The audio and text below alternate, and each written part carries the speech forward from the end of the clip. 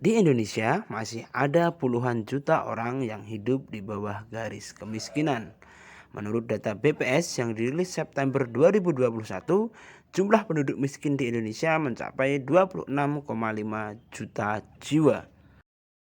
Lalu, mengapa pemerintah tidak mencetak uang sebanyak mungkin saja untuk dibagikan kepada 26,5 juta masyarakat yang masih ada di bawah garis kemiskinan tadi? Indonesia juga masih mempunyai hutang lebih dari 7.000 triliun. Mengapa pemerintah dan Bank Indonesia tidak mencetak uang sejumlah 7.000 triliun lalu digunakan untuk membayar hutang? Mari kita cari tahu jawabannya. Let's check it out. Sebelum kita lanjutkan ke pembahasannya, mohon bantuannya untuk like, subscribe, dan bunyikan tombol notifikasinya. Terima kasih teman-teman. Ada banyak sekali pertimbangan dan perhitungan-perhitungan rumit yang harus dilakukan oleh pemerintah dan Bank Indonesia sebagai otoritas yang berhak mencetak uang.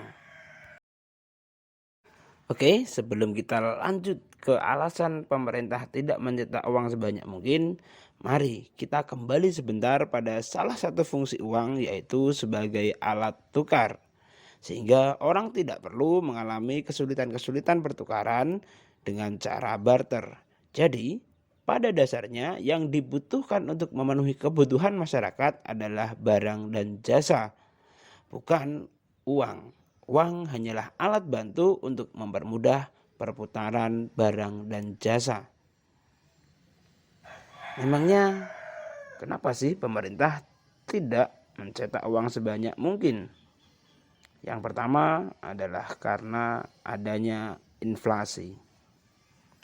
Inflasi muncul saat penggunaan uang tidak ditopang oleh komoditas atau ketersediaan barang dan jasa. Inflasi adalah kenaikan harga barang dan jasa secara umum dan terus-menerus dalam jangka waktu tertentu. Beberapa contoh kasus inflasi parah pernah terjadi di dunia ini. Salah satunya adalah hiperinflasi yang pernah terjadi di Jerman. Nah, setelah Perang Dunia Pertama, Jerman mencetak uang sebanyak mungkin tanpa menggunakan jaminan emas. Hasilnya, harga komoditas naik pada tahun 1923. Harga sepotong roti saat itu bahkan mencapai 200 miliar mark.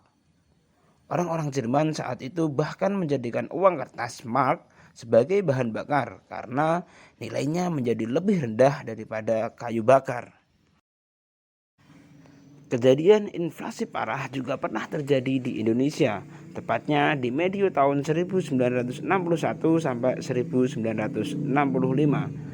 Ambisi proyek mercusuar dan politik konfrontasi yang mahal dengan Malaysia membuat pemerintah mencetak terlalu banyak uang. Hal ini diperparah dengan terpuruknya harga komoditas perkebunan saat itu, sehingga membuat cadangan devisa Indonesia berkurang sangat drastis. Inflasi yang mencapai 600% menyebabkan kenaikan harga bahan pokok dan kebutuhan lain. Hal itu berimbas pada krisis multidimensi yang pada akhirnya menyebabkan kejatuhan Orde Lama. Sebab yang kedua, mengapa pemerintah tidak mencetak uang sebanyak-banyaknya adalah karena nilai uang akan menjadi tidak berarti.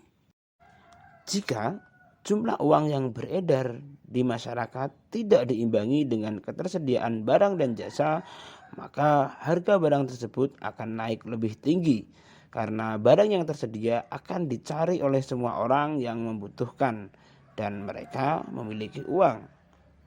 Orang-orang akan rela menukarkan uang mereka lebih banyak asalkan mendapatkan barang dan jasa yang mereka butuhkan. Alasan yang ketiga, mengapa pemerintah tidak mencetak uang saja untuk membayar hutang-hutangnya? Bukankah hutang-hutang itu bisa kita bayar dengan uang yang telah kita cetak? Apabila uang yang dicetak oleh pemerintah tidak ditopang dengan komoditas, maka pertambahan neraca pemerintah di sisi aset dengan bertambahnya uang menjadi ilusi semata. Sebab faktanya, Pemerintah tidak punya apa-apa untuk membayar utang selain tumpukan kertas yang disebut uang. Lalu, siapa yang mau dibayar dengan kertas yang tidak ada nilainya? Demikian sedikit pembahasan kita tentang risiko jika pemerintah kita mencetak terlalu banyak uang. Mohon maaf atas segala kekurangan dan terima kasih sudah menonton.